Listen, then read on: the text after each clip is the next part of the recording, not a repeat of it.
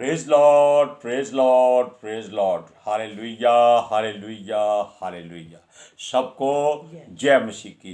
परमेश्वर, हमारा परमेश्वर, हम इस बात को सबूतों के साथ बता सकते हैं कि परमेश्वर सारे जगत का है, सारी सृष्टि का है, हर जात का है, हर कौम का है, हर मजहब का है, हर धर्म का है, हर गरीब का, हर अमीर का, हर अच्छे का, हर बुरे का। लेकिन वो जीवतों का परमेश्वर है और उसकी युक्ति को कोई नहीं जान सकता। हालेलुया। आज के सुसमाचार के लिए परमेश्वर की बेटी प्रार्थना करेगी। सबको जय मसीह की। परमेश्वर आप सबके साथ है और आप सबसे बहुत प्रेम करता है। Hallelujah, hallelujah. महान परमेश्वर, सर्वशक्तिमान ईश्वर, जमीन आसमान दे मालिक ते खालिक, तुहाडा धन्नवाद, तुहाडा शुक्र करदे स्वामी। अज दे सुंदर दिन लई, सुंदर समय लई, सुंदर सुबह लई पिता जी, जो साडियां जिंदगियां च बख्शी पिता परमेश्वर। खुशियां ते आनंद दा दिन बख्शिया, तंदुरुस्ती दित्ती पिता जी, और अपने कदमां च बैठण लई अपना फजल बख्शिया प्रभु। ये सब तुहाडी दया, तुहाडी किरपा मेरे पिता परमेश्वर। तुहाडी बेटी हिरदे तो तुहाडा धन्नवाद, तुहाडा शुक्र करदी स्वामी। सचमुच खुदा जो सेवा बख्शी मेरे पिता जी, वचन देंदियां प्रचार करना, उस लिए भी तुहाडा धन्नवाद, तुहाडा शुक्र करते हैं। और बेनती करदी पिता जी, हुण तुसीं अपने वचन के अनुसार साडे विचकार आओ और वचन पढ़ने प्रचार करने साडा मूँह बन के बोलो पिता जी, ताकि तुहाडा दिता वचन तुहाडी इच्छा के मुताबिक मेरे पिता परमेश्वर दुनिया की शोर तक पहुँचे। तुहाडा धन्नवाद, तुहाडा शुक्र करदे हां प्रार्थना सुनन लई। प्रार्थना प्रभु जीसस के समर्थी ते पवित्र नाम विच मंग लैने, आमीन। आमीन। परमेश्वर की युक्ति को कोई संत, कोई नबी, कोई पास्टर, कोई पादरी, कोई ऐसा जो अपने आप को मैन ऑफ गॉड कहता है, या जिसने परमेश्वर से सारे वरदान पा लिए हैं, लेकिन उसकी युक्ति को तब भी कोई नहीं जान सकता। एलिया एक ऐसा, बेशक वो दुख सुख भोगी मनुष्य था, लेकिन वो परमेश्वर के सामने हमेशा खड़ा रहता था, उसकी ओर ताकता रहता था कि परमेश्वर कब उसको कोई हुक्म दे। अगर वो उसके सामने खड़ा रहता था, फिर भी वो उसकी हर किसी बात को जान नहीं सकता था, समझ नहीं सकता था। हालेलुया। इसलिए परमेश्वर जो भी अपने मन में, अपने हृदय में जो सोचता है कि मनुष्य को क्या और कैसे और कहाँ क्या देना है, कैसे रखना है, इसकी बात केवल उसके हृदय में रहती है। वो बताता है, लेकिन मनुष्य को समझ नहीं आती, क्योंकि मनुष्य केवल संसारिक बातों में ज़्यादा उलझ जाता है। अब देखिए, अब जो बातें हैं कि मनुष्य के जीवन में क्या होने वाला है, क्या होगा और क्या हो चुका है, ये भी वो जानता है, क्योंकि वो हमारे हृदय गुर्दे की हर बात को इतनी गहराई तक जानता है कि समुद्र भी उससे गहरा नहीं है। आकाश और धरती के भीतर भी इतना दूरी नहीं है जितनी बातें परमेश्वर जानता है, क्योंकि वो हर बात को मनुष्य के लिए हजारों वर्ष पहले सोचता है, हजारों वर्ष पहले। हालेलुया। अब किस घराने को उसने आगे बढ़ाना है, आशीष देनी है, या किस घराने पर करुणा करनी है, किस घराने पर अनुग्रह करना है, और किस घराने से प्रेम करना है, किस घराने को बचाना है। हम एक मनुष्य की बात नहीं करते, हम घराने की बात करते हैं, और एक घराने में लाखों लोग आ जाते हैं। क्यों? परमेश्वर का अनुग्रह, परमेश्वर की आशीष, परमेश्वर की दया मनुष्य की हजारों पीढ़ियों के लिए होती है। हालेलुया। अब ये पीढ़ियां कैसे जिएंगी, ये मनुष्य नहीं जानता। क्यों नहीं जानता? क्योंकि वो हर बात को केवल अपने लिए सोचता है, दूसरे के लिए नहीं सोचता। अगर वो धन कमाता है तो पहले वो अपने लिए सोचता है, लेकिन परमेश्वर हमेशा मनुष्य के लिए सोचता है, क्योंकि उसने अपनी समानता और अपने स्वरूप में और अपने हाथों से अपनी मिट्टी के द्वारा बनाया था। और मनुष्य की संतान भी मनुष्य की बात नहीं मानती। क्यों? हर कोई अपनी मर्जी शुरू कर देता है जब उसको होश आ जाता है। बेशक उसके वचनों में 10 आज्ञाओं में लिखा है कि अपने माता पिता की सेवा करो ताकि तुम्हें लंबी आयु मिले। मनुष्य कहता है लंबी आयु नहीं चाहिए, धन चाहिए, पैसा चाहिए, शोहरत चाहिए, ओहदा चाहिए, ताकत चाहिए, घमंड चाहिए, पखंड चाहिए। इसलिए परमेश्वर जो करता है वो अपनी मर्जी करता है, वो किसी से सलाह नहीं लेता। हालेलुया। किस घराने का भला होगा और किस घराने को वो नाश करेगा ये वही जानता है। वो किसको नया करता है, किसको वो उसका ताल्लुकात बनाए रखता है। हालेलुया। हमेशा उसको अपनी महिमा के लिए ही वो कोशिश करता है कि वो चुनता है, यानी कि मनुष्य से वो केवल अपनी महिमा चाहता है और उसके बदले में वो उसको सब कुछ देता है। वचन कहता है वो दरिद्र को घुरे में से उठाकर अपने पतवंते लोगों के साथ बिठाता है। अब घुरा जानते हैं क्या है? जो मनुष्य केवल सामाजिक जरूरतों के बीच में उलझा रहता है, आटे की तरह चक्की में पिसता रहता है, जिसको किसी बात की चिंता नहीं, एक ही चिंता है, हाय खाना कहाँ से मिलेगा, ठंड आ गई है कपड़ा कहाँ से मिलेगा। रहने की चिंता ज़्यादा नहीं होती मनुष्य को, खाने की और पहनने की चिंता ज़्यादा होती है। लेकिन धनी को मैं कितने घर बनाऊं, मैं वहाँ भी घर बनाऊं, गर्मियों के लिए, सर्दियों के लिए, पहाड़ों के लिए, बर्फ़ के लिए और समुद्र के किनारे क्या करेगा। अब देखिए कई बार अच्छाई और बुराई इकट्ठा ही हो जाता है, लेकिन परमेश्वर अंधेरे और उजाले दोनों को अलग करना जानता है। दूध और पानी अगर मिल जाए तो वो भी उसको अलग कर सकता है, क्योंकि परमेश्वर जो समुद्र में मार्ग बना सकता है, आज तक कोई ऐसा देवता या ईश्वर नहीं हुआ जो पानी को अलग करके दिखा दे। लेकिन हमारा परमेश्वर उसने करके दिखाया है। हालेलुया। और सुनिए, परमेश्वर उस काम के लिए किसी को दुख देता है, यानी कि उसको दुख सहना पड़ता है मनुष्य को, और उसे वो सुख भी देता है। हमेशा याद रखिए, परमेश्वर से पहले दुख मांगिए ताकि आप उसकी आग की भट्टी में तपकर चांदी की तरह निर्मल और सोने की तरह शुद्ध हो जाएं, फिर आपको वो अपने लिए इस्तेमाल करेगा। अगर आप पहले सुख मांग लेंगे तो जो दुख आएगा आपसे सहन नहीं होगा, आप परमेश्वर को भला बुरा कहेंगे। अय्यूब ने भी कहा था, क्यों? उसको पहले सारी जिंदगी सुख मिला था, 7 दिन का दुख मिला, उसने अपने मरने को धिक्कार दिया, जीने को धिक्कार दिया, अपने जन्म को धिक्कार दिया। हालेलुया। ऐसी बात ध्यान से सोच लीजिएगा। सुलेमान को कितना धन दौलत मिला, वे विचार में उड़ा दिया। बेशक उसका दिमाग परमेश्वर की बातों को लिखता था, चलता था, लेकिन उसका शरीर उसके बस में नहीं था। अरे सुनिए, ये बातें परमेश्वर की ओर से मनुष्य को महिमा दिलाती हैं। इस काम के लिए उसने अपनी चुनी हुई कौम जाति इजराइलियों में से एक बच्चे को चुना। आप जानते हैं बच्चा यर्मिया भी था जब उसने उसको चुना था। उसने कहा मैं अभी बालक हूँ, मैं कैसे काम करूँ। वो कहता मत अपने को बालक का है, मैंने तुझे माता की गर्भ में आने से पहले से चुना हुआ है। अब जिस मनुष्य को चुना वो इब्राहिम का परपोता, इसहाक का पोता और याकूब का पुत्र यूसुफ था।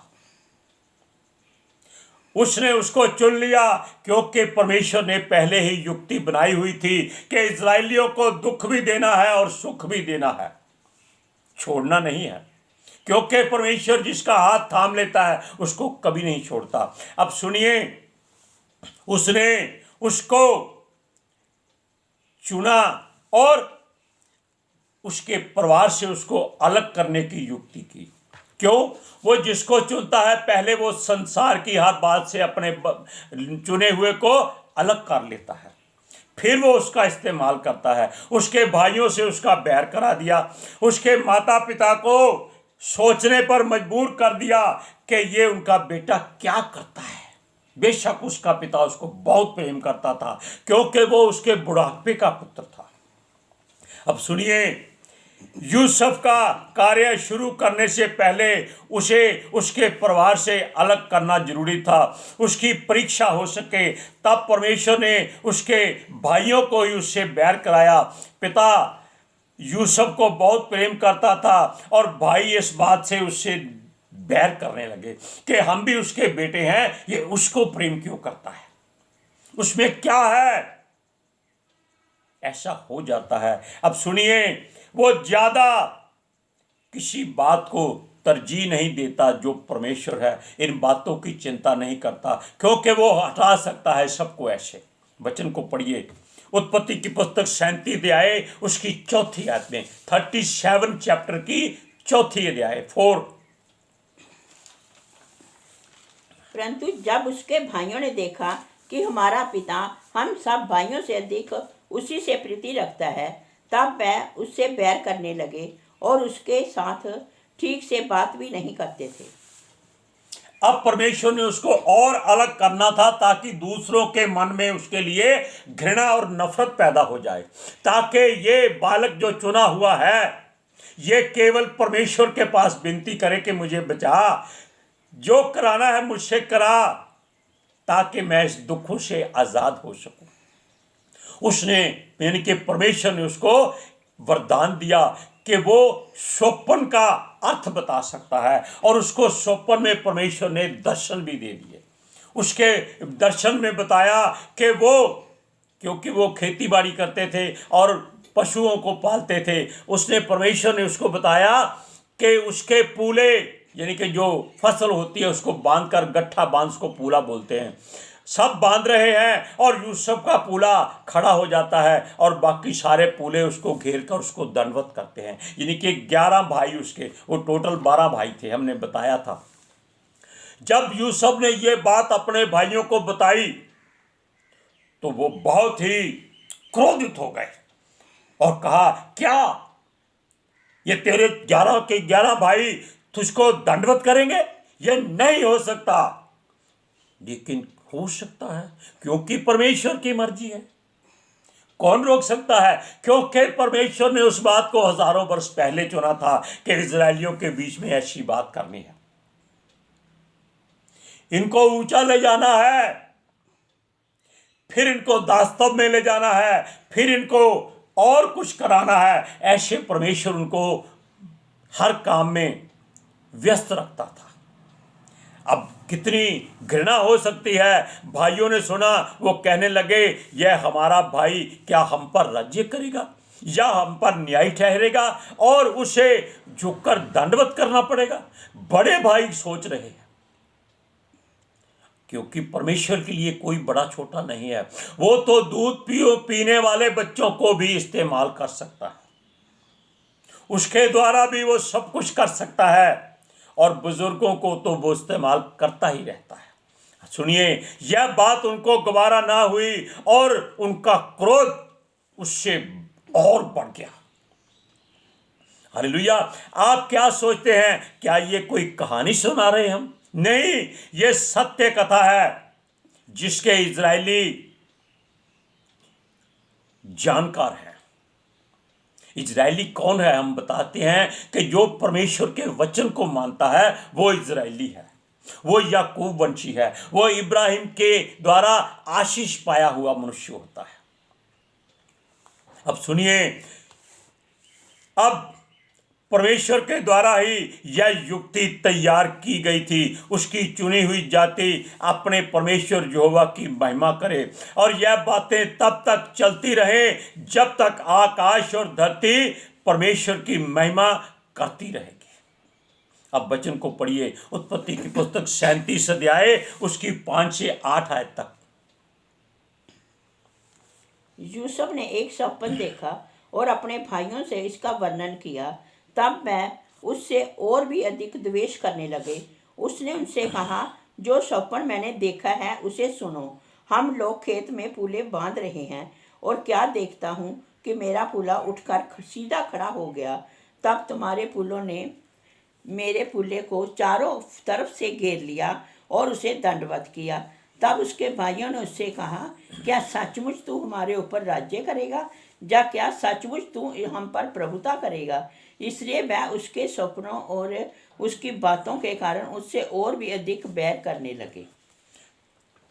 अब चिंगारी परमेश्वर ने लगा दी और वो आग बन चुकी है, लेकिन उसको आग का बवंडर बनाना है, ये परमेश्वर की मर्जी है। उसने उसको एक स्वप्न और दे दिया। क्या स्वप्न दे दिया? उसने कहा, मुझे एक स्वप्न परमेश्वर ने दिया है। क्या दिया है भाई? उसका पिता, उसकी माता और उसके भाई, सारा कुटुंब वहां इकट्ठा था। उसने कहा, सूरज और चांद और 11 तारे उसको दंडवत कर रहे हैं। छोटी बात नहीं है ये। उसका पिता एकदम जान गया, क्योंकि वो भी परमेश्वर का बहुत ही चुना हुआ दास था। याकूब की बात करते हैं, जिसने परमेश्वर के स्वर्गदूत से युद्ध किया था और जीत हासिल की थी और वरदान पाया था। अपने नाम याकूब से उसने इजरायली नाम पाया था और उसी का वंश आजकल इजरायली चलता है। अब सुनिए, उसने अपने बेटे से कहा, कैसा ये स्वप्न है? क्या तेरी माता और तेरा पिता और तेरे भाई क्या सब तुझको दंडवत करेंगे? क्योंकि पहला स्वप्न केवल उसके भाइयों के लिए था, अब उसके पूरे घराने के लिए था। घराना पिता से चलता है, माता सहाय होती है। अब सुनिए, जब उसके पिता ने उसको ऐसी बात कही कि ये कैसे हो सकता है, और उसने उस बात को अपने हृदय में रखा। क्यों? परमेश्वर उसके साथ था। मैं याकूब की बात करता हूं, लेकिन परमेश्वर अब इस्तेमाल उसके बेटे यूसुफ को करना चाहता था। किसी न किसी को उसने करना था, क्योंकि वो पिता का ज़्यादा लाडला था। इब्राहिम भी अपने बच्चे से बहुत प्रेम करने लगा था, इसीलिए परमेश्वर ने उसे कहा था, अपने बेटे की कुर्बानी दे दे, उसको मार डाल मेरे लिए, ताकि वो अपने बेटे के प्रेम में पड़कर परमेश्वर को ना भूल जाए। उसको वरदान था कि तेरे द्वारा सारे कुल आशीष पाएंगे। अगर ये बच्चे से प्रेम करेगा तो आशीष कैसे मिलेगी? इसी तरह याकूब से उसका बेटा उसने छीन लिया, ताकि ये अपने पुत्र के प्रेम में पड़कर अपना घराना खराब ना कर दे और परमेश्वर की महिमा को कहीं रद्द ना कर दे। हालेलुया। अब सुनिए, जब तक पिता का प्यार यूसुफ को मिलता रहा, वो ऐश और आराम से जीता रहा, और उसका पिता याकूब जो उससे बहुत प्रेम करता था, दूसरे भाइयों से ज़्यादा करता था, अब बूढ़ा हो चुका था और यूसुफ को प्रेम कम नहीं किया था। यही बात उसके लिए गलत थी। बेटे सारे बराबर थे, सबको प्रेम करता, तब अलग बात थी। अब देखिए, परमेश्वर जानता था कि उसे आगे क्या करना है। इसका बेटा इसको इससे छीनना है, ताकि नया युग शुरू हो सके, नई कौम पैदा हो सके, और इजरायली ही वो कौम रहेगी। बालक को सोने की तरह शुद्ध करना है, इसलिए इसको यहाँ से निकालना पड़ेगा। अब पढ़िए उत्पत्ति की पुस्तक 37 अध्याय उसकी 9 से 11 आयत तक। फिर उसने एक और स्वप्न देखा और अपने भाइयों से उसका भी जो वर्णन किया। सुनो, मैंने एक और स्वप्न देखा है कि सूर्य और चंद्रमा और 11 तारे मुझे दंडवत कर रहे हैं। इस स्वप्न का उसने अपने पिता और भाइयों से वर्णन किया। तब उसके पिता ने उसको डांट कर कहा, ये कैसा स्वप्न है जो तूने देखा है? क्या सचमुच मैं और तेरी माता और तेरे भाई सब जाकर तेरे आगे भूमि पर गिर के दंडवत करेंगे? उसके भाई उससे ढा करते थे और उसके पिता ने उसकी इस वचन को स्मरण रखा। अब आप जान लीजिए कि परमेश्वर की युक्ति क्या होती है, कैसे होती है, क्यों करता है, कब करता है, कोई नहीं जानता। Hallelujah, praise Lord. आज के सुसमाचार के लिए परमेश्वर की बेटी प्रार्थना करेगी। Hallelujah, thank you Jesus, thank you Lord, thank you पवित्र आत्मा जी। ਤੁਹਾਡਾ ਧੰਨਵਾਦ, ਤੁਹਾਡਾ ਸ਼ੁਕਰ ਕਰਦੇ ਸੁਆਮੀ, ਸਾਡੇ ਵਿਚਕਾਰ ਆਉਣ ਲਈ, ਵਚਨ ਪੜ੍ਹਨ, ਪ੍ਰਚਾਰ ਕਰਨ, ਸਾਡਾ ਮੂੰਹ ਬਣ ਕੇ ਬੋਲਣ ਲਈ ਪਿਤਾ ਜੀ। ਤੁਹਾਡੀ ਬੇਟੀ ਹਿਰਦੇ ਤੋਂ ਤੁਹਾਡਾ ਧੰਨਵਾਦ, ਤੁਹਾਡਾ ਸ਼ੁਕਰ ਕਰਦੀ ਸੁਆਮੀ। ਸੱਚਮੁੱਚ ਖੁਦਾ, ਤੁਹਾਡਾ ਦਿੱਤਾ ਵਚਨ ਤੁਹਾਡੀ ਇੱਛਾ ਦੇ ਮੁਤਾबिक ਮੇਰੇ ਪਿਤਾ ਪਰਮੇਸ਼ਵਰ ਦੁਨੀਆ ਦੀ ਸ਼ੋਰ ਤੱਕ ਪਹੁੰਚੇ, ਲੋਕ ਸੁਣਨ ਔਰ ਸੱਚਾਈ ਨੂੰ ਜਾਣਨ ਔਰ ਸੱਚਾਈ ਉਹਨਾਂ ਨੂੰ ਆਜ਼ਾਦ ਕਰੇ ਪਿਤਾ ਜੀ। ਮੈਂ ਤੁਹਾਡਾ ਧੰਨਵਾਦ, ਤੁਹਾਡਾ ਸ਼ੁਕਰ ਕਰਦੀ ਸੁਆਮੀ, ਔਰ ਤੁਹਾਡੇ ਬੱਚੇ ਹਮੇਸ਼ਾ ਤੁਹਾਡੀ ਸ਼ਾਂਤੀ और ਤੁਹਾਡੇ अनुग्रह ਵਿੱਚ बने रहन। आमीन। आमीन, प्रेज लॉर्ड, हालेलुया। सबको जय। जय मसीह की।